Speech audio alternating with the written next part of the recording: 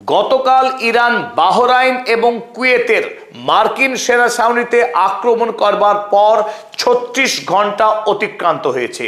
তারপরেও নতুন করে আমেরিকা যুক্তরাষ্ট্র ইরানের উপরে কোনো রকম হামলা চালাবার সাহস করতে পারেনি। আর আজ ইতিমধ্যেই ইরানের আক্রমণের ফলে মার্কিন সেনা ছাউনিতে যে কি ব্যাপক ক্ষয়ক্ষতি হয়েছে তার বিস্তারিত ভিডিও ফুটেজ এবং গ্রাউন্ড রিপোর্ট ইতিমধ্যেই হাতে এসেছে আমাদের। ওদিকে ডোনাল্ড ট্রাম্প ইরানে যাতে যুদ্ধ চালিয়ে যেতে না পারে, ইরানের যুদ্ধ চালাবার ডোনাল্ড ট্রাম্পের অধিকারকে ছিনিয়ে নিতে গতকাল আমেরিকার কংগ্রেসে ভোটাভুটি হয়েছে, যে ভোটে ডোনাল্ড ট্রাম্প পরাস্ত হয়েছে। চলুন পদাতিকের আজকের এই ভিডিওতে আমরা বিস্তারিত আলোচনা করে দেখি এই মুহূর্তে মধ্যপ্রাচ্যের রাজনৈতিক অবস্থা ঠিক কোন জায়গায় দাঁড়িয়ে। সকলকে স্বাগত জানাচ্ছি, আপনাদের বন্ধু অধ্যাপক আব্দুল হালিম। আমেরিকা এবং ইসরায়েলের বিরুদ্ধে যুদ্ধে ইরান যে ইতিমধ্যেই বিজয়ী হয়েছে তার বড় প্রমাণ এই যে গতকাল ইরান বাহরাইন এবং কুয়েতের একাধিক সেনা ছাউনিতে আক্রমণ চালানোর পরেও আমেরিকা যুক্তরাষ্ট্র কিংবা দ্বিতীয় ইসরায়েল আরব আমিরাত শত চেষ্টা করেও নতুন করে ইরানের মাটিতে আক্রমণ চালাতে পারেনি। ইরানের এই আক্রমণে কুয়েত এবং বাহরাইনে আমেরিকার সেনা ছাউনিগুলোতে উল্লেখযোগ্য ক্ষয়ক্ষতির খবর পাওয়া গেছে। আমরা প্রথমেই দেখে নেব কি কি ক্ষয়ক্ষতি কাল হয়েছে। 4 warehouses destroyed, camp Buehring in Kuwait. কুয়েতে আমেরিকার সেনা ছাউনি ক্যাম্প বুহেরিং, এই ক্যাম্প বুহেরিং এর 4টে বড় বড় ওয়ারহাউস অর্থাৎ মার্কিন সেনা ছাউনির ব্যবহার করা গোডাউন সম্পূর্ণরূপে ধ্বংস হয়েছে ইরানের মিসাইল এবং ড্রোন হামলায়।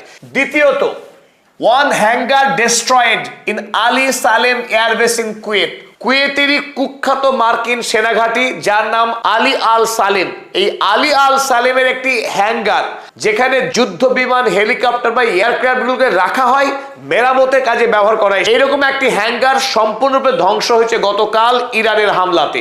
তৃতীয়ত, 1 airport terminal destroyed in Kuwait, এবং যেটা আরো মর্মান্তিক, কুয়েত ইন্টারন্যাশনাল এয়ারপোর্ট, সেই এয়ারপোর্ট একটি টার্মিনাল ব্যাপকভাবে ক্ষতিগ্রস্ত হয়েছে এবং আহত হয়ে হাসপাতালে ভর্তি হয়েছেন 60 জনের অধিক মানুষ এবং একজন মানুষের কনফার্ম মৃত্যুর খবর পাওয়া গেছে। হ্যাঁ, তবে এখানে একটি কথা উল্লেখ্য, ইরানের পক্ষে জানানো হয়েছে কুয়েতের এই এয়ারপোর্টের আক্রমণ ইরান করেনি।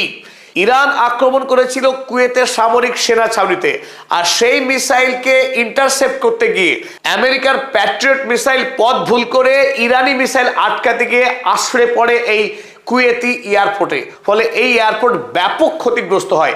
যদিও কুয়েতের পক্ষে এই হামলার পিছনে ইরানের হাত আছে বলেই আরো একবার দাবি করা হয়েছে। অপরদিকে বাহরাইনে আমেরিকার নৌঘাঁটি ফিফথ ফ্লিট, সেখানে আক্রমণ তো হয়েইছে, তাছাড়াও বাহরাইনের অপর উল্লেখযোগ্য মার্কিন সেনা ছাউনি যার নাম শাখির এয়ারবেস, এই শাখির এয়ারবেসেও আক্রমণ চালিয়েছে ইরান গতকাল। চলুন এবার আমরা একে একে ছবিগুলো দেখে নিই এই মুহূর্তে বাহরাইন এবং কুয়েতে যেখানে যেখানে আক্রমণ চালিয়েছে ইরান, সেই সামরিক ঘাঁটিগুলোর বর্তমান অবস্থা কি। প্রথমেই চলুন আমরা দেখে নিই আলী আল সালেম এয়ারবেসের হ্যাঙ্গার যেটি ধ্বংস হয়েছে কাল, তার বর্তমানে কি অবস্থা। আপনারা এই মুহূর্তে ওপরে যে দৃশ্য রয়েছে, মাঝখানে কালো লাল চিহ্ন দিয়ে বৃত্ত করা আছে, এটি পুরোপুরি ধ্বংস হয়েছে। যদিও আমেরিকা যেহেতু তার হাতে জিপিএস সিস্টেম, আর যদি আপনি আলী আল সালেম এয়ারবেস সার্চ করেন গুগল ম্যাপে তাহলে আপনি সেটা দেখতে পাবেন না, কারণ সেটাকে পুরোপুরি ঝাপসা করে দেওয়া হয়েছে যাতে